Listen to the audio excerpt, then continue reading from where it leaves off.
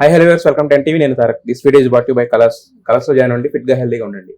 సంక్రాంతి పండుగ అనేది పెద్ద పండుగ అంటుంటాం. తెలుగులో పెద్ద పెద్ద సినిమాలను కూడా వస్తుంటాయి. సో ఈ సంక్రాంతికి మ్యాసివ్ ఎక్స్పెక్టేషన్స్ తో జనాల ముందుకు రాబోతున్న సినిమా గేమ్ చేంజర్. ఈ సినిమాలో one of the key role పోషించిన శ్రీకాంత్ గారు మనతో ఉన్నారు. ఆయనతో మాట్లాడదాం. హలో శ్రీకాంత్ గారు.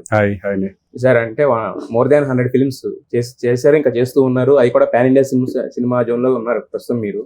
సో మరి గేమ్ చేంజర్ లో క్యారెక్టర్ అనగానే, గేమ్ చేంజర్ లో క్యారెక్టర్ చెప్పగానే ఫస్ట్ రియాక్షన్ ఏంటి మీకు? ఈ గేమ్ చేంజర్లో ఫస్ట్ క్యారెక్టర్ చెప్పగానే అసలు నాకెందుకు ఈ క్యారెక్టర్ చెప్పారని ఫస్ట్ రియాక్షన్. ఎందుకంటే ఫస్ట్ హాఫ్ వినగానే నాకు చెప్తున్నారు ఏంటి అంటే, క్యారెక్టర్ చాలా ఎక్స్పీరియన్స్ ఉన్నవాళ్ళు ప్లస్ ఆ గెటప్కి సూట్ అయ్యే వాళ్ళు అయితే బాగుంటుంది అనే దాంట్లో నేను ఆ పద్ధతిలో అంటున్నాను. ఏంటి ఏ క్యారెక్టర్ నాకు చెప్తుంది, ఈ క్యారెక్టర్ నాకు ఎందుకు చెప్తున్నారు అనే ఫీలింగ్ అనేది వచ్చింది. బట్ సెకండ్ హాఫ్ అంతా అయిన తర్వాత ఏమైందంటే, ఓకే ఇది డెఫినెట్గా మన అదృష్టం ఈ క్యారెక్టర్ రావడం. ఓకే, వాళ్ళు నన్ను ఎందుకు అనుకున్నారు? ఇప్పుడు శంకర్ గారు అనుకుంటేనే కదా ఇదంతా. శంకర్ గారు ఎందుకు అనుకున్నారు, నన్ను ఏం చూశారు, ఈ క్యారెక్టర్ని ఎలా జస్టిఫై చేస్తాను అనుకున్నారు నన్ను అనే ఫీలింగ్లోనే ఉండేవాడిని. బట్ ఎప్పుడైతే కనుక అంత అయిన తర్వాత ఇది ఒక ఛాలెంజింగ్గా ఉంటుంది నాకు. ఎందుకంటే శంకర్ గారి డైరెక్షన్లో అవకాశం రావడం ఒకటి, బట్ దాంట్లో ఇంత మంచి క్యారెక్టర్ రావడం ఒకటి అనేది కొంచెం ఈ టైప్ ఆఫ్ గెటప్తో మనం పర్ఫార్మెన్స్ ఎలా ఉంటుంది, ఆడియన్స్ ఎలా రిసీవ్ చేసుకుంటారు, ఏదో ఒక ఛాలెంజింగ్గా ఉంటుంది అనే దాని మీద వెళ్ళడం జరిగింది. బట్ నేను అనుకున్నాను ఏంటంటే, ఫస్ట్ దీని గెటప్ కుదరాలి. గెటప్ ఎలా వస్తుంది, ఆ గెటప్కి నేను సూట్ అవుతానా లేదా అనేసి మేము బాంబే వెళ్ళి దాన్ని టెస్టులు చేయడం, బాంబే ప్రాస్థెటిక్ మేకప్ అని చేసుకొని దానికి 4 hours పడుతుంది. 3 to 4 hours మేకప్కి ఓన్లీ పడుతుంది. చూసిన తర్వాత దాన్ని ఒక సెటప్కి ఓకే బాగుంది, వాళ్ళు బాగుందంటాం, నాకు సాటిస్ఫై అవ్వడం. దాని తర్వాత ఇక కంటిన్యూ షూటింగ్ జరిపింది. అంటే షూటింగ్కి వెళ్ళిన తర్వాత మనకి ఒక మూమెంట్ వస్తుంది, అంటే ఇది రేపొద్దున ఆడియన్స్ కూడా రీచ్ అవుద్ది, మనం ఖచ్చితంగా మనం చేస్తున్న క్యారెక్టర్ ఏదైతే ఉందో దీనికి మనం సెట్ అయ్యాం అనేది ఒక ఫీలింగ్ ఏదైనా ఒక సీన్ లో వస్తుంది కదా. ఒక సీన్ లో కానీ ఒక ఇన్సిడెంట్ ద్వారా కానీ వస్తుంది. అలాంటి ఇన్సిడెంట్ ఏమైనా జరిగిందంటారా ఈ క్యారెక్టర్ లో? లేదు, నీకు ఎప్పుడైతే గెటప్ చూసామో, గెటప్ చూడంగానే ఆటోమేటిక్గా ఆ క్యారెక్టర్లోకి లీనం అయిపోతాం కదా. గెటప్ ఫస్ట్ మనకు నచ్చింది అనుకోండి, గెటప్ బాగుంది అనుకోండి, ఆహార్యం దగ్గర నుంచి అంటే బాడీ లాంగ్వేజ్ మారిపోతుంది, డిక్షన్ మారిపోతుంది. ఇంకోటి ఏంటంటే, అంత ఎక్స్పీరియన్స్ డైరెక్టర్, ఆయన చెప్తారు ఏం కావాలనేది, ఎక్కువ ఆయన మీద డిపెండ్. ఆయన చెప్పేస్తారు. ఇప్పుడు మనం గొప్పకుని ఏమైనా చిన్న తప్పులు చేసినా మనం మామూలుగా వెళ్ళిపోతూ ఉంటాం. ఒకసారి మైండ్ దాని మీద కాన్సన్ట్రేట్, క్యారెక్టర్ ఇది అని కాకుండా ఒకసారి బయటకు వెళ్ళిపోతూ ఉంటాం. అప్పుడు ఆయన గుర్తు చేయడం, వద్దు శ్రీకాంత్ ఇది అది అంటాం. అప్పుడు ఎందుకంటే ఆయన ఎక్కువ దాని మీద అవగాహన ఎలా ఉంటుంది ఏంటి అనేది, అలాగే మనకున్న ఎక్స్పీరియన్స్ కొంత తోడవడం, దాని క్యారెక్టర్ని అలా చేసుకుంటూ వెళ్ళిపోతాం. అంటే అంటే మోర్ దెన్ 100 ఫిల్మ్స్ చేసిన ఎక్స్పీరియన్స్ మీ దగ్గర ఉంది కదా సార్. అంటే నాకు తెలిసి మీరు చెప్పిన దాని ప్రకారం ఏంటంటే, ఏజ్డ్ క్యారెక్టర్ కాబట్టి కొంచెం ఎనర్జీ కానీ ఎవ్రీథింగ్ తగ్గించుకుని చేయాలి. అంటే మనం పెంచి చేయడం అంటే కొంచెం ఛాలెంజింగ్, తగ్గించుకుని కూడా ఛాలెంజింగ్ అవుతుంది. తగ్గించుకోవడం చాలా ఎందుకంటే మనకున్న రెగ్యులర్ మూడ్ లో వెళ్ళిపోతూ ఉంటాం. ఏదైనా సరే రెగ్యులర్ మూడ్ లో వెళ్ళిపోతాం. ఆ రెగ్యులర్ మూడ్ ని తగ్గించుకోవాలంటే కనుక చాలా కాన్సన్ట్రేషన్ ఉండాలి. ఎందుకంటే మనకున్న ఒక్కొక్కసారి డైలాగ్ స్పీడ్ కి అది ఆటోమేటిక్ వచ్చేస్తూ ఉంది. స్లో చేస్తే డైలాగ్ మర్చిపోతాం ఒకసారి. ఇప్పుడు మనం స్లోగా చెప్పేవాళ్ళు ఫాస్ట్గా చెప్పమంటే ఎలా చెప్పలేరు, కన్ఫ్యూజ్ అవుతారు. అలాగే ఫాస్ట్గా అలవాటు ఉన్నవాళ్ళు డైలాగులు, నేను కొంచెం స్పీడ్ ఎక్కువ ఉంటున్నాను. ఆ స్పీడ్ని కంట్రోల్ చేస్తూ చెప్పాలంటే కనుక బాగా తగ్గించుకోవాలంటే ఏంటంటే కొంచెం బాగా కాన్సన్ట్రేట్ చేయాల్సి వస్తుంది. అంటే బట్ క్యారెక్టర్ కూడా కొన్ని స్పెషల్ ఇవి పెడుతుంటారు కదా సార్, డిఫరెంట్ ఆఫ్. అంటే ఇప్పుడు మన రఘువరన్ గారి క్యారెక్టర్ చాలా మంది కోట్ చేస్తున్నారు, ఎందుకంటే శంకర్ గారి సినిమాలో అదొక ఐకానిక్ కింద నిలబడిపోయింది. సో నెక్స్ట్ ఇప్పుడు ఆయన రాశారంటే, అలాంటి క్యారెక్టర్ రాశారంటే దాన్ని మించే క్యారెక్టర్ అయితేనే మిమ్మల్ని అనుకుంటారు యాక్చువల్ గా. సో దానికి కొన్ని మేనరిజమ్స్ అవి పెడుతుంటారు కదా, అవన్నీ మైండ్ లో పెట్టుకోవాలి మీరు అన్నట్టు. అవును, మైండ్ లో పెట్టుకోవాలి, నేచురల్ గా ఉండాలి, ఆ ఏజ్ తగ్గట్టుగా ఉండాలి, డైలాగ్ డిక్షన్ అలాగ ఉండాలి, లుక్స్ కానీ, ఆ ఫీలింగ్ కానీ, ఎక్స్ప్రెషన్స్ కానీ చాలా మైన్యూట్ గా తీస్తారు కదా శంకర్ గారు. అంటే చాలా మైన్యూట్ గా ఉంటాయి. ఏది పడితే లాంగ్ ఎక్కువ క్లోజెస్ లో ఉంటాయి, ఎక్కువ క్లోజెస్ లో చాలా ఇదిగా ఉంటది. చిన్న ఎక్స్ప్రెషన్ లో అంటే అతను పెరిగే కొద్దీ అతను బాడీ లాంగ్వేజ్ ఎలా మారుతుందని కూడా కావాలి దాంట్లో. అతను మామూలుగా ఉన్నప్పుడు ఎలా ఉన్నాడు, మెల్లగా అతను ఎలా పెరుగుతున్న కొద్దిగా వాడి బాడీ లాంగ్వేజ్ ఎలా మారుతుంది, వాడి బిహేవియర్ ఎలా మారుతుంది, వాడు ఎంత లెవెల్కి వెళ్తాడు, ఈ టైప్ ఆఫ్ అన్నీ ఉంటాయి. అవన్నీ ఛాలెంజింగ్ ఉంటాయి. అవన్నీ ఏంటంటే ఆయన ఈజీగా చెప్తారు, ఆయన డిజైన్ చేసుకుంటారు కాబట్టి. అయితే ఇప్పుడు చాలా మంది ఫ్లాష్ బ్యాక్ క్యారెక్టర్ గురించి మాట్లాడుతున్నారు. అంటే అప్పన్న అనే క్యారెక్టర్ ఏదైతే, అంటే మీ క్యారెక్టర్ ఆర్క్ కూడా అంతే కదా. అంటే ఒక యంగ్ శ్రీకాంత్ గారిని చూడొచ్చు, అలాగే ఒక ఏజ్డ్ శ్రీకాంత్ గారిని కూడా చూడొచ్చు కదా. సో మరి రెండింటికి వేరియేషన్ ఎలా తీసుకొచ్చారు? అదే కదా వేరియేషన్ అంటే టోటల్ అంటే ఇప్పుడు యంగ్ క్యారెక్టర్ అంటే ఇప్పుడు యాజ్ ఇట్ ఈజ్. ఇప్పుడు మనం ఎలా ఇప్పుడు ఇది యంగ్ మరీ యంగ్ అంటే ఓ అని 25 సంవత్సరాల వ్యక్తి ఏం కాదు కదా. అప్పట్లో ఉన్న ఒక 35 to 40 years age of character 35 to 40. చరణ్ది అంతే, వాళ్ళకి అబ్బాయి ఉంటాడు, అట్లా బాగుంటాడు. సో ఆ రెండిట్లకి డెఫినెట్గా 100% డిఫరెన్స్ ఉంది. ఎందుకంటే ఇది ఛాలెంజ్, అది నాకు పెద్ద ఛాలెంజ్ ఏం కాదు, అది మామూలుగా వెళ్ళిపోతూ ఉంటుంది యంగ్ క్యారెక్టర్. ఇక్కడికి వచ్చేప్పటికే కొంచెం జాగ్రత్తగా ఉండాల్సిన పరిస్థితి ఉంటుంది. అంటే మీది పాజిటివ్ నెగిటివ్ అనేది బయటకు రివీల్ చేయట్లేదు, కాకపోతే ఏంటంటే ఒక చరణ్ లాంటి ఒక గ్లోబల్ స్టార్ అవతల ఉన్నప్పుడు యువతల విలనిజం అనేది కూడా ఆ రేంజ్ లో ఉంటేనే కానీ ఈ హీరో క్యారెక్టర్ అనేది హైప్ రాదు కదా. ఇది విలన్ అని కాదు, పాజిటివ్ అని కాదు, ఈ రకంగా ఉంటుంది. అది షేడ్స్ అంటే సిచ్యువేషన్ తగ్గట్టుగా ఉంటుంది అంతే తప్పితే ఇది విలన్ అని చెప్పలేం, ఇది పాజిటివ్ అని చెప్పలేం, మధ్యలో ఉంటుంది. ఆడు చూసి ఆడియన్స్ ఎలా కనెక్ట్ అవుతారు అంటే ఇతను సిచ్యువేషన్ తగ్గట్టుగానే వెళ్తున్నాడు కదా అనే ఫీలింగ్ ఉంటుంది, కానీ బట్ ఇంకొక రకంగా వెళ్తూ ఉంటుంది. ఓకే, వేరే వాళ్ళకి ఇంకో రకంగా అర్థం అవుతుంది. Typical character.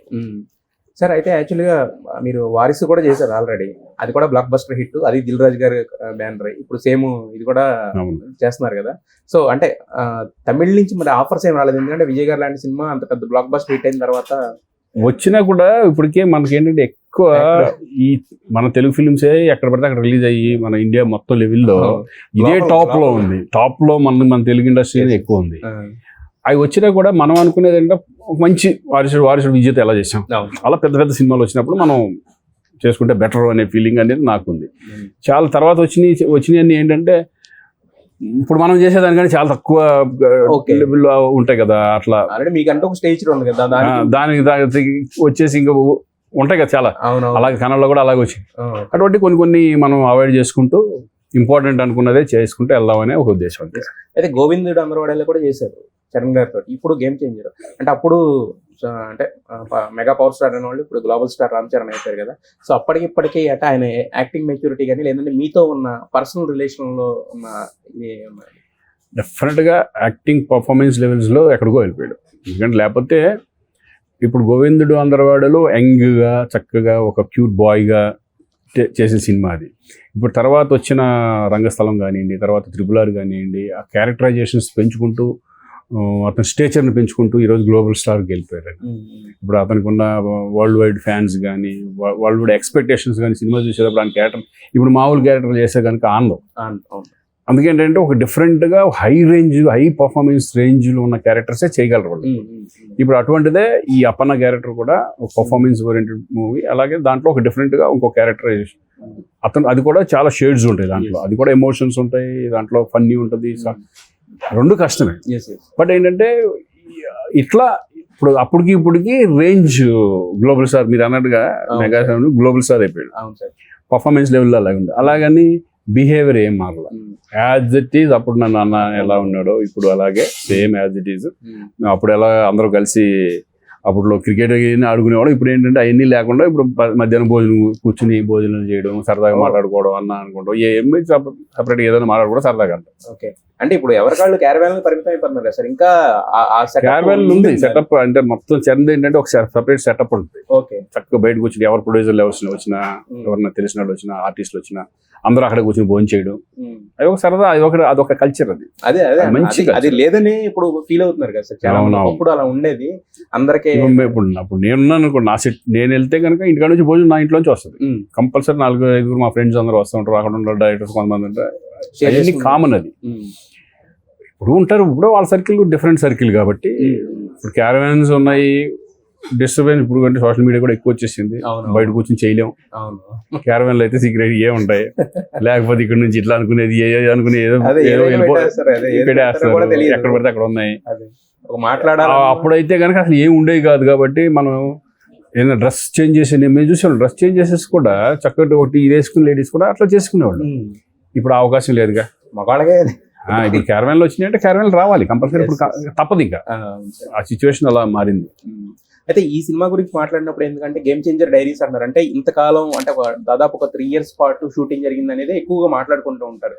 దీంట్లో అంటే మీరు అన్నట్టు సోషల్ మీడియా అన్న తర్వాత ఏంటంటే దానికి రీజన్స్ అక్కర్లేదు, ప్రూఫ్స్ అక్కర్లేదు, ఏది పెడితే అది పెట్టుకోవచ్చు. ఒకటి ఎవరైనా చేసిందని ఒక 10 ట్వీట్లు వేస్తే అది వైరల్ అయిపోతుంటుంది. అలా ఏంటంటే ఈ సినిమా గురించి వచ్చేసరికి ఏంటంటే రీషూట్లని, లేదంటే చేసిందే మళ్ళీ 4 సార్లు చేస్తారని, లేదా కథ మారని రకరకాలుగా చెప్తున్నారు. అస్సలు అంటే నేను చేసిన నాకైతే ఏం చెప్పారో ప్రతిదీ అదే జరిగింది, ఎక్స్ట్రా ఒక రోజు కూడా వెళ్ళాలి. జరగదు. కానీ ఇక్కడ ప్రాబ్లం ఏంటంటే అందరూ తెలియంది ఏంటంటే నంబర్ ఆఫ్ డేస్ కాదు. ఇక్కడ ఏంటంటే ఇప్పుడు ఒక సెటప్ ఉంది, ఆ సెటప్ కనుక మిస్ అయిందంటే మళ్ళీ డేట్లు రావడానికి ఒక 2 నెలలు 3 నెలలు పట్టేసేది. ఇప్పుడు నా డేట్సే ప్రాబ్లం అయ్యింది. దేవరా చేసేటప్పుడు మళ్ళీ ఇల్లు అడిగారు, ఇల్లు అడిగినప్పుడు నాకు కుదరలా, అందరి డేట్లు గురించి నాది కుదరలా. నాది కుదిరినప్పుడు సముద్ర గాని దొరికేది కాదు, లేకపోతే ఎస్జే సూర్య దొరికేది కాదు. ఇలా వేస్టేజ్ అంటే నంబర్ ఆఫ్ డేస్ చేయలే షూటింగ్. అంటే ఇప్పుడు మేము చేసింది ఎంత మాక్సిమం 35 రోజులే, అన్ని రోజులే చేసాము. అలానే 35 days అంతే, నేను చేసిన 30-35 days మాక్సిమం. అంతకంటే ఏమి పెరిగిందే లేదు మాకు. అది ఎందుకు చేసాము, అది ఎందుకు అయింది మధ్యలో, ఎందుకు అంటే 3 సంవత్సరాలు లేదు, మళ్ళీ కమిట్ అయ్యి 3 సంవత్సరాలు అయింది. అవునవును. బట్ చేసిన 30 రోజులు. అట్లా గ్యాప్తో ఈ సినిమా ఏంటంటే number of combinations, number of ఇది దాని మూలన ఆర్టిస్టులు డేట్లు దొరక్క ఇది. బట్ మీరు అంటే కొంత ఏంటంటే సీన్స్ ఏమో పెద్దగా ఉన్నాయి, అని ఉన్నాయి. దాన్ని కట్ చేసుకుంటూ వచ్చే తప్పితే దాన్ని మళ్ళీ రీషూట్లు అటువంటి చేసుకున్నారు. ఇంకా ఉన్న దాంట్లో చాలా వచ్చింది, అది దాన్ని ఏం చేశారు, దాన్ని స్క్రిప్ట్ చేసుకున్నారు. కొంచెం ఎక్కువ లెంత్ వచ్చింది, ఆ లెంత్ ని స్క్రిప్ట్ చేసుకున్నారు అంతే తప్పితే సబ్జెక్ట్ మారడం కానీ రీషూట్లు చేయడం కానీ అది ఏం అవ్వాలి. ఎందుకంటే శంకర్ గారిది ఏంటంటే ప్రతి చిన్న షాట్కి, ఇప్పుడు మొన్న మేము ఒకటి చేసాం, సైన్ చేయడానికి ఒక రోజు సైన్ చేసి ఒక సెటప్ ఉంది. అట్లా చిన్న బ్యాలెన్స్లు ఉంటాయి చూడు, అన్ని కలిపి ఒక రోజు పెట్టుకున్నారు ఆయన. బ్యాలెన్స్లు అవన్నీ ఏంటంటే మామూలు చిన్న ఉంటాయి షార్ట్స్, ఆ షార్ట్స్ కోసం కొన్ని ఉంటాయి కదా, అవన్నీ పెట్టుకున్నారు. అట్లా నంబర్ ఆఫ్ డేస్ అనేది ఫీలింగ్ వస్తుంది. కానీ బట్ నాకు తెలిసి అంటే ఇప్పుడు చాలా మంది రామ్ చరణ్ గారి ఫ్యాన్స్ కూడా ఇదే అంటున్నారు, అంటే ఇప్పుడు ఎవరికి వాళ్ళకే మా హీరోని చూసుకోవాలి, సంవత్సరానికి 2 సినిమాలు చూసుకోవాలి, 3 సినిమాలు చూసుకోవాలి అంటారు. ఇప్పుడున్న స్కేల్ వల్ల ఏంటంటే అది కుదరట్లేదు. బట్ 3 years తర్వాత వస్తున్నాం. మరి ఈయన చరణ్ గారిలో అంటే 3 years పాటు ఆ లుక్ మెయింటైన్ చేయాలన్నా, ఆ గెటప్ మెయింటైన్ చేయాలన్నా అది మామూలు విషయం చాలా కష్టం. సో అందుట్లో ఇప్పుడు ఆ గెటప్ వేరు, ఇది వేరు, 2 గెటప్స్ అది మెయింటైన్ చేయాలి. మళ్ళీ ఈ గెటప్ లోని మళ్ళీ 2 చేంజ్లు ఉన్నాయి. ఇది సెకండ్ మెయిన్ దాంట్లోనే మళ్ళీ 2 ఉన్నాయి, 2 వేరియేషన్స్ ఉంటాయి. మనం అన్ని మెయింటైన్ చేయాలంటే ఇటువంటి సినిమాలు తప్పు, కొన్ని రోజులు టైం టేకింగ్ అన్ని తప్పదు. అంటే మరి మీకు షార్ట్ గ్యాప్లో కానీ వీటిలో కానీ ఉన్నప్పుడు బీయింగ్ ఏ గ్లోబల్ స్టార్ అంటే ఫ్యామిలీ విషయాలు మాట్లాడుకుంటుంటారా, సినిమా గురించి అంటే బీయింగ్ ఏ సీనియర్ కదా మీరు, అప్పటికి ఇప్పుడు ఉన్న డిఫరెన్సెస్ మాట్లాడుతుంటారా, లేకపోతే నాన్నగారు? అన్ని రకాలుగా ఉంటాయి. ఈవెన్ క్రికెట్ గురించి మాట్లాడుకుంటాం, ఈవెన్ క్రికెట్ గురించి మళ్ళీ ఎందుకు మీరు ఎక్కడికి మేమంతా ఇప్పుడు ఏంటంటే ఆస్ట్రేలియా, అన్ని న్యూజిలాండ్ వాటి గురించి మాట్లాడతాం, ఎవరెవరు ఆడుతున్నారు ఏంటి, మనం అంతా ఉన్నాయి. ఆ డిస్కషన్స్ ఉంటాయి, సినిమా గురించి ఉంటాయి, దీని గురించి ఉంటాయి, ఫ్యామిలీ గురించి ఉంటాయి కొన్ని. ఎందుకంటే మా అబ్బాయి ఏం చేస్తున్నారు, లేకపోతే వాళ్ళు ఏం చేస్తారు, వీళ్ళు ఏం చేస్తున్నారు, ఎలా అటువంటి అన్ని డిస్కషన్స్ ఉంటాయి జనరల్ గా. బట్ మీరు క్రికెట్ ఆడతారు కానీ చరణ్ గారు పెద్ద కనిపించారు కదా సార్. ఇప్పుడు చరణ్ బాగా ఆడతారా? అప్పుడు ఆడారు కదా, తర్వాత లేదు.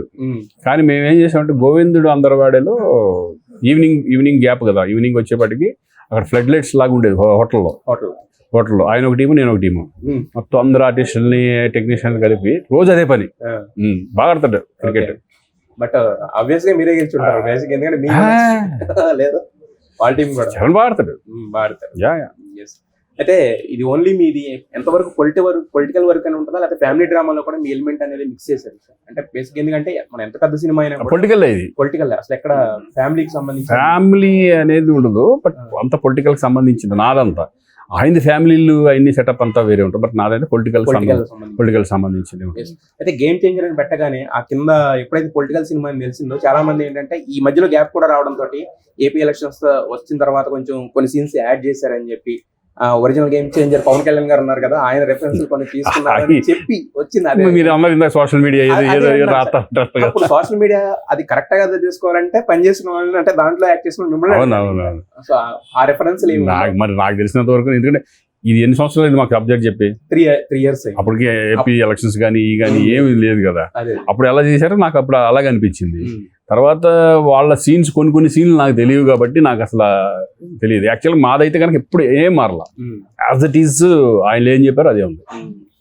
పొలిటికల్ కి సంబంధం అంటే పొలిటికల్ సినిమా, బట్ అది ఎవరిని ఉద్దేశించింది నాకు అనిపించాల నేను చేసేటప్పుడు. ఓకే, అంటే కొన్ని రియల్ లైఫ్ ఇన్సిడెంట్లు కూడా యాడ్ చేస్తే ఏంటంటే జనానికి మోర్ రీచ్ ఉంటుంది అనేది ఉంటుంది కదా సార్. ఒక్కసారి చేశారేమో మనకు తెలియకుండా, మీ క్యారెక్టర్ వరకు లేదు, నాది వరకు ఏం ఉండదు. అంటే ఒరిజినల్ గా ఎలా జరుగుతుంది ఒకవేళ సిచ్యువేషన్ అట్లాగే వెళ్ళింది తప్పితే ఉండదు. ఇందాక మనం రామ్ చరణ్ గారి గురించి మాట్లాడుకున్నాం. దిల్ రాజు గారు కూడా అంటే ఒక సినిమాకి ప్రాణం అంటే ఇప్పుడు హీరో ఎంత ప్రాణమో ప్రొడ్యూసర్ కదా మెయిన్. అంటే 3 సంవత్సరాల పాటు ఒక సినిమాని మోయడం ఇంత పెద్ద సినిమాకి వడ్డీలు కట్టుకుంటూ ఇంట్రెస్ట్లు కట్టుకుంటూ దాని మీద ఇంట్రెస్ట్ తగ్గకుండా సినిమా మీద ప్యాషన్ తోటి ఈ రోజు ఈ లెవెల్లో నిజంగా గట్స్ కి మెచ్చుకోవాలండి. ఎందుకంటే అటువంటి ప్రొడ్యూసర్స్ మన ఇండస్ట్రీలో బాగుంటేనే చాలా మంది ఇప్పుడు మాలాటోళ్ళు కానీ ఎవరన్నా సరే మంచి మంచి సినిమాలు రావడానికి కానీ పెద్ద హీరోలు పెద్ద సినిమాలు రావడానికి కానీ అవకాశం ఉంటుంది. ఆయన నమ్మేది సినిమా తప్పితే ఆయన వేరే ధ్యాస లేదు నాకు తెలిసినంత వరకు. ఎందుకంటే నేను ఎప్పుడు ఇండస్ట్రీకి వచ్చానో ఆల్మోస్ట్ కొంచెం అటు ఇటుగా ఆ టైంలోనే వచ్చాడు రాజు గారు కూడా. అప్పటి నుంచి తెలుసు నాకు ఆయన ఏం చేస్తున్నాడు, ఎలా అలా పెరిగాడు, ఎలా ఎంత ఎత్తుకెళ్ళారు, ఆయన డెడికేషన్ ఏంటి, ఆయన వర్క్ ఏంటి, వాళ్ళు అవన్నీ కూడా అంత లేకపోతే ఇన్ని సినిమాలు ఇంత గట్స్ తీయలేదు. గట్స్ వాల్యూ అనమాట. అంటే నా సినిమా ఆయన సినిమా మీద నమ్మకం. కొన్ని పోతా ఉంటాయి, కొన్ని వస్తూ ఉంటాయి, కొన్ని పులి మీద కూర్చున్నారంటే పులి మీద స్వారీ చేస్తానే ఉండాలి. ఇంకా ఎంతమందిని కొట్టుకుంటూ వెళ్తాడు అనేది ఆయన ఇష్టం. ఇంకా ఆ కెపాసిటీ ఉన్నాయి కాబట్టి ఈ రోజు 50 ఇప్పుడు అన్ని సినిమాలు ఉన్నాయి కదా, ఒక్కొక్కటి డిసప్పాయింట్ చేయొచ్చు, తప్పేం కదా. డిసప్పాయింట్ అవుతుంది. అన్ని సినిమాలు సూపర్ హిట్లు అవ్వాలంటే మనం వల్ల ఎవరు ఒకటి అనుకుంటా, ఒక విజన్ ఒకటి అనుకుంటా, అది ఒక్కొక్కసారి మిస్ఫైర్ అవుతుంది. సూపర్ హిట్ ఫార్మ్ తీస్తే అందరూ సూపర్ హిట్ తీస్తారు కదా, ఫ్లాప్లు ఎందుకు తీస్తారు? అందరూ మంచి సినిమా చేయాలని వెళ్తారు. ఇప్పుడు మనం రోడ్లో వెళ్తున్నాం అండి, రోడ్లో వెళ్తే పంచర్ అవ్వడానికి రూల్ ఉందా? అంతే కదా, మనకు తెలియదు అది ఏ టైంలో అవుద్దా పంచర్. అయితే మరి యాజ్ ఏ ప్రొడ్యూసర్ కి ఇంత పెద్ద సినిమా ఎత్తుకున్నప్పుడు మీరు ఫస్ట్ డే చూస్తుంటారు, ఆయన ఎక్సైట్మెంట్ ఒకటి ఉంటుంది యాక్చువల్గా. శంకర్ గారితో సినిమా, రామ్ చరణ్ గారితో సినిమాలు, ఇప్పుడు కూడా దిల్ రాజు గారిని చూస్తున్నారు కదా, ఎక్సైట్మెంట్ లెవెల్స్ పెరుగుతున్నాయా ఉండగా? అంటే సినిమా దగ్గరికి ఆయనకి అలవాటు అయిపోయి ఇప్పుడు ఎన్ని సినిమాలు చేశారు ఆయన? More than 50. గేమ్ చేంజర్ ఒకే రకంగా ఉంటుంది ఆయనకి. మామూలు వేరే చిన్న సినిమాలు చేసినప్పుడు కూడా అది కూడా అదే దాంట్లో ఉంటుంది తప్పితే అట్లా ఏముండదు. నేను చూడలేదు మరి అట్లా. అన్ని సినిమాకి ఒకటే ఎఫర్ట్. అంటే మీ క్యారెక్టర్ ఈ సినిమా గురించి మాట్లాడుతుందా మీరు చెప్పారు prosthetic makeup first time touch చేశాను, ట్రై చేశాను అని చెప్పి. అలాగే ఇందాక వేరే ఇంటర్వ్యూలో మాట్లాడుతూ చెప్పారు, అదే మా అమ్మగారు నన్ను చూసి మా నాన్నగారు అనుకున్నారు. సో అంటే మీకు ఎక్సైట్మెంట్ ఎలా అనిపించింది ఫస్ట్ టైం? ఛాలెంజింగ్ అనిపించింది, బట్ ఎక్సైట్మెంట్ అంటే అది గెటప్ యాక్చువల్ గా అంటే ఫాదర్ ఎలా అలాగే ఉంటారు జనరల్ గా, ఆ గెటప్ తో ఉంటారు. ఆ బోల్డ్ లెట్ చేసుకుని అది వేసుకుని కొంచెం ఆ టైప్ లో ఉంటాను. అది చూసే నాకు యాక్చువల్ గా గెటప్ సెలెక్ట్ చేశారు. అది చేసినప్పుడు నేను సూట్ అవునాను అనుకున్నాను. నేను సూట్ అవును డెఫినెట్ 100%. ఎందుకంటే ఆ గెటప్ రావాలంటే చాలా కష్టం అనుకున్నాను. నాకు తెలియదు ప్రాస్టిక్ మేకప్ లో చేసుకోవచ్చు, దాన్ని దగ్గర తీసుకోవచ్చు అని. బట్ అది చూడంగానే నేనే షాక్. ఎందుకంటే పక్కన చూస్తే సేమ్ మా ఫాదర్ లాగా ఉన్నాను. అది నేను ఇంటికి పంపించాను. ఫస్ట్ మా సిస్టర్ వాళ్ళకి పంపిస్తే వాళ్ళు షాక్ అయిపోయారు. తర్వాత ఒక గెటప్ వేసుకుని ఇంటికి వచ్చా. అట్లాగే ఇంటికి వచ్చి చూస్తే ఒక్కసారి లోపలికి వెళ్ళాను. లోపలికి వెళ్ళగానే నేనేంటి మామూలుగా మా నాన్న అమ్మని బేబీ అని అలా అన్నాను అంతే. ఒకసారి చూసి బాగా యాంగ్జైటీ అయిపోయి నాకు భయం వేసింది, మళ్ళీ ఏమన్నా హార్ట్ అటాక్ లాంటివి ఏమన్నా అవుతుందేమో అని. అది చూసి ఇక చాలా ఇదైపోయింది. గుర్తొచ్చింది మీకు? దాంట్లో చిరంజీవి గారు కూడా వస్తారు కదా పైన. ఇదేంటంటే రియల్ గా చెప్పడానికి వాళ్ళు ఫీల్ అయ్యి కొంచెం వాళ్ళు ఎప్పుడు వస్తున్నారు వాళ్ళు వెయిటింగ్, ఇదే చూద్దామని. ఆ గెటప్ నాన్నలాగా ఉన్న అట్లా చూద్దామని వాళ్ళకి వస్తుంది. ఊహా గారు ఏమన్నారు? వీళ్ళందరూ ఓకే, అందరూ అదే సేమ్ అలాగే ఉన్నాను. సేమ్ అలాగే ఉంటుంది అనుకుంటా. నాకు తెలిసి అంటే ఒకరోజు వెళ్ళగలం, ఆ గెటప్ వేసుకుని పద్దాకి వెళ్ళాము. ఎందుకంటే అది చాలా కష్టం. అది రోజు లేరా మేడం? లేదా ఊహా గారు లేరా? ఉన్నారు. అందరూ బాగుంది. అందరూ ఏంటంటే సేమ్ అలాగే అదొకటి. ఇది మనకి కొన్ని పోలికలు ఒక్కోసారి ఏంటంటే మనకు అదృష్టం కూడా అవుతాయి, కొన్నిసార్లు దురదృష్టం అవుతుంటాయి. మొన్న రీసెంట్ గా ఒకటి జరిగిన దాంట్లో రేవ్ పార్టీలు ఎవరో కనపడితే చూడు మరి నాలాగా ఉన్నాడు, అదో దురదృష్టం. అది అదే దారుణంగా. అలాంటప్పుడు ఏమనిపిస్తుంది? సోషల్ మీడియా వెరితల్లా వేయడం అంటే ఇదే బేసిక్ గా. అంటే ఇప్పుడు చాలా మంది ఏంటి నీలాగా ఉన్నారని మా ఫ్రెండ్స్ కొంతమంది అన్నారు. తెలిసిన అన్నారు. తప్పు కదా సోషల్ మీడియా. నేను ఆ రోజే చెప్పాను అట్లా ఉందని మీరు అనుకున్నారు, బట్ నేను కాదు అని మనం ఎక్స్ప్లెయిన్ చేయడం జరిగింది అంతే తప్పితే. ఇప్పుడు వేరే వాడిని నేను చూస్తే ఒకేసారి ఏంటి నాకు సేమ్ అట్లా ఉన్నాడు ఏంటి అనే ఫీలింగ్ నాకు వచ్చింది. అది అబద్ధం అని మనకు తెలుసు 100%. అది మనం వెళ్ళలేదు. ఎందుకంటే పొద్దున్న ఆ రోజే చేసాం కాబట్టి తెలుసు. ఒకరు చేసినట్టు వదలరుగా. ఇప్పుడు నేను ఎంత అబద్ధం చెప్పినా, ఎంత నిజం చెప్పినా, ఏం చెప్పినా అసలు ఆడ వెళ్తాం. అటువంటి వాటికి మనకు అలవాట్లేదు. జనరల్ గా మీరు డిసిప్లిన్ ఉంటారని మీకు తెలుసు, మీ సర్కిల్ వరకు తెలుసు, అందరూ తెలుసు. ఎందుకు మన దీని వాళ్ళందరికీ తెలుసు, మన మీడియా వాళ్ళకి కూడా చాలా మంది తెలుసు. ఇప్పుడు వచ్చిన కొత్త వాళ్ళకి కొంతమందికి తెలియదు. బట్ జనాలకి ఏంటంటే ఇప్పుడు ఎంత రాముడైనా కూడా ఒక చిన్న ఇప్పుడు జనరేషన్ మారిపోతుంది. ఇప్పుడు మా జనరేషన్ అప్పుడు అయితే ఇది ఉండేది. ఇప్పుడు అంతా కొత్త కుర్రోళ్ళు వచ్చింది కదా, ఉండదులేరా లేకపోతే ఎందుకు ఉండదురా అంటారు అట్లా. అయితే మీరు వరుసన పాన్ ఇండియా సినిమాలు చేస్తారు, ఒక పక్కన దేవరా గానీ, ఒక పక్కన గేమ్ చేంజర్ గానీ, ఇవన్నీ అంటే వచ్చే దాంట్లో కొన్ని మిస్ అవుతూ ఉంటాయి కదా సార్. అంటే ఎన్ని రోజులు పెద్ద సినిమాలు చేసినప్పుడు చిన్న సినిమాలు కొన్ని చాలా మిస్ అవుతాయి.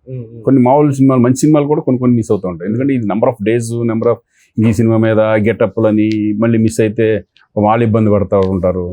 అలా నేను వదిలే ఇది ఉండలే, మనం ఇప్పుడు ఎన్ని ఇరుక్కున్నామంటే మళ్ళీ మనం చచ్చిపోతాం అడ్జస్ట్ చేయలేక, ఇలా మిస్ అయిపోయినాయి చాలా ఉంటాయి. అంటే ఇప్పుడు మీరు ఒక తరంలో పాత డైరెక్టర్ లెజెండ్స్ అనే వాళ్ళతో కూడా పనిచేశారు సార్, ఇప్పుడు కొత్త డైరెక్టర్లతో కూడా పనిచేస్తున్నారు కదా. So progression of the cinema మీకు ఎలా అనిపిస్తుంది చూస్తున్నప్పుడు? స్టాండర్డ్ లెవెల్స్ బాగా పెరిగింది కదా, పొడిగి బాగా హై స్టాండర్డ్స్కి వెళ్ళిపోయింది. ఇప్పుడు ఆడియన్స్ విజన్స్ మారిపోయినాయి. ఇప్పుడు ఎందుకంటే ఓటీటీలో వచ్చేసి నంబర్ ఆఫ్ ఫిల్మ్స్ వస్తున్నారు, ఇది ఇంగ్లీష్ దగ్గర నుంచి హిందీ దగ్గర నుంచి ఆల్ లాంగ్వేజెస్ ఫిల్మ్స్ స్టాండర్డ్స్ పెరిగిపోయినాయి. ఇప్పుడు అలాగే మన అదృష్టం డైరెక్టర్స్ కూడా అప్గ్రేడ్ అవ్వడం, మనకున్న డైరెక్టర్స్ అందరూ కూడా నిజంగా దాని మీద టెక్నికల్గా దాన్ని డెవలప్ చేసుకోవడం, టెక్నికల్ నాలెడ్జ్ పెంచుకోవడం. అప్పుడు టెక్నికల్ నాలెడ్జ్ ఏముండేది, టెక్నికల్గా ఏముండేది, మామూలుగా ఒక కథను నమ్ముకుని కథ చక్కగా నీట్గా దాని మీద long shots, mid shots, close shots అన్నీ చేసుకుంటే సరదాగా వెళ్ళిపోయాడు. ఇప్పుడు అట్లా కాదు, గ్రాండీర్ బాగా అలవాటు పడిపోయారు ఆడియన్స్ కూడా. నార్మల్గా సినిమా తీస్తే కనుక దాన్ని యాక్సెప్ట్ చేయరు. ఆ గ్రాండీర్ చేయడానికి ఏంటంటే ఖర్చులు ఎక్కువ అవుతాయి, అలాగే ఖర్చు తగ్గట్టుగా ఆ సినిమా పాన్ ఇండియా సినిమా అయిపోయింది కాబట్టి ఇంకొంచెం హ్యాపీ మనకి. పాన్ ఇండియా కూడా కాదు సార్, ఇది చూస్తే పాన్ వరల్డ్, ఎందుకంటే సంబంధించిన ట్రైలర్ లాంచ్ ఇవే. ఇప్పుడు చూడండి పుష్ప 2 ఎక్కడికి వెళ్ళింది అది. మనం ఎవడన్నా ఇప్పుడు బాంబే వాళ్ళు చూస్తే వాళ్ళు ఏమనుకుంటారు, వాళ్ళు ఏంట్రా మనం ఇంత చేసి మనం ఇక్కడే వాళ్ళు మనకంటే ఎక్కువ వెళ్ళిపోయింది సౌత్ ఇండియన్ అనే ఫీలింగ్ వెళ్ళిపోయింది. చూడండి అప్పుడు బాలీవుడ్ అనేవాళ్ళు Indian cinema Telugu cinema direct అంతే, డైరెక్ట్ అందరు తెలిసిపోయింది కదా ఇప్పుడు. సో ఫైనల్ గా గేమ్ చేంజర్ అంటే పెద్ద పండుగ, సంక్రాంతి పండుగ అనగానే తెలుగు వాళ్ళందరూ కూడా చేసే 2-3 పనులు ఇది ఒకటి ఉంటాయి. కొత్త పాటలు కొనుక్కుంటారు, కొత్త సినిమాకి వెళ్ళడం. సంక్రాంతి అనగానే మన తెలుగు ఫిలిం కి ఒక ఇది అనమాట, బెస్ట్ సీజన్. ఎమోషన్ అది సినిమా తప్పితే మనకి ఇదివరకు అయితే అసలు ఏముండేది, ఓన్లీ సినిమా. సంక్రాంతి పండగ వచ్చిందంటే కొత్త అల్లుళ్ళు చక్కగా ఇంటికి వేసాం, లేకపోతే సినిమాకి వెళ్ళడం, వాళ్ళు ఎంజాయ్ చేయడం, భార్య భర్తలు కూర్చోవడం, చక్కగా పిల్లలతో వెళ్ళడం. ఇప్పటికీ అదే కల్చర్ నడుస్తుంది. మరి ఇప్పుడు గేమ్ చేంజర్ గురించి మీరు అంటే యాజ్ ఎ పార్ట్ మీకు ఒక క్రూషియల్ రోల్ ప్లే చేశారు కాబట్టి గేమ్ చేంజర్ గురించి ఆడియన్స్ కి చెప్పాలి, దీని గురించి రండి మీరు అని చెప్పాలంటే మీ పరంగా ఏం చెప్తారు ఆడియన్స్? అంటే game changer is the bigger movie, definite గా 100% అందరూ తెలిసిందే. ఇది ఆడియన్స్ ఫ్యాన్స్ కూడా చాలా ఎక్స్పెక్ట్ చేస్తున్నారు. ఇక్కడ నంబర్స్ అనేది మనం దాని గురించి మనం మాట్లాడుకోవాల్సిన అవసరం కాదు. అది ఈ రోజు సినిమా హిట్ అయిందంటే ఏ నెంబర్లకు వెళ్తుంది అనేది కూడా మనం క్యాల్కులేట్ చేసుకునే పని లేదు. ఇక్కడ దానికంటే ఇంపార్టెంట్ అంటే సినిమా ఎంజాయ్ చేస్తారా లేదా అనేది ఇంపార్టెంట్. బట్ నా ఎక్స్పెక్టేషన్స్ లో ఈ సినిమా గేమ్ చేంజర్ అనేది పక్కా కమర్షియల్ మూవీ. అన్ని అంగులు ఉంటాయి, సాంగ్స్, ఫైట్స్ కానీ, డైలాగ్స్ కానీ, ఒక పొలిటికల్ వింగ్ కానీ, ఎంటర్టైన్మెంట్ కానీ అన్నీ ఉన్నాయి దీంట్లో. బట్ అన్నీ ఉన్న సినిమా గేమ్ చేంజర్ కాబట్టి డెఫినెట్గా ఈ సినిమా బ్లాక్ బస్టర్ అవ్వాలని నేను మనస్ఫూర్తిగా అనుకుంటున్నాను. ఎందుకంటే చేసిన వాడు ఇంకా అవ్వాలని ఉంటుంది కదా, చేసినా చేయకపోయినా డెఫినెట్గా. దాంతోపాటు ఇంకా రిలీజ్ అయ్యే సినిమాలు ఉన్నాయి కదా, బాలకృష్ణ గారి సినిమా కానీ, వెంకటేష్ గారి సినిమా, అన్ని సినిమాలు ఆడితే డెఫినెట్గా ఇండస్ట్రీ బాగుంటుంది. ఇండస్ట్రీతో పాటు అందరూ బిజీగా ఉంటారు అనేది మేమంతా అనుకునే కాన్సెప్ట్ కాబట్టి అన్ని సినిమాలు బాగుండాలి. డెఫినెట్గా మీరు చెప్పినట్టుగానే ఈ సినిమా తెలుగు సినిమా ఇండస్ట్రీకి ఒక గేమ్ చేంజర్ అవ్వాలని మనస్ఫూర్తిగా కోరుకుంటున్నాం సార్. ఇప్పుడు గ్లోబల్ స్టార్ నుంచి వస్తున్నాయి కాబట్టి గ్లోబల్ రేంజ్ లో హిట్ అవ్వాలని మనస్ఫూర్తిగా కోరుకుంటాం. ఈ సినిమా తర్వాత ఏంటంటే ఇది మీకు కూడా గేమ్ చేంజర్ అవ్వాలి, మొత్తం టోటల్ పాన్ ఇండియా సినిమాతో బిజీ అయిపోవాలి. మీకు ఇక్కడ చేంజ్ అయితే ఇక్కడ చేంజ్ అవుద్ది. Wish you all the best. Thank you very much.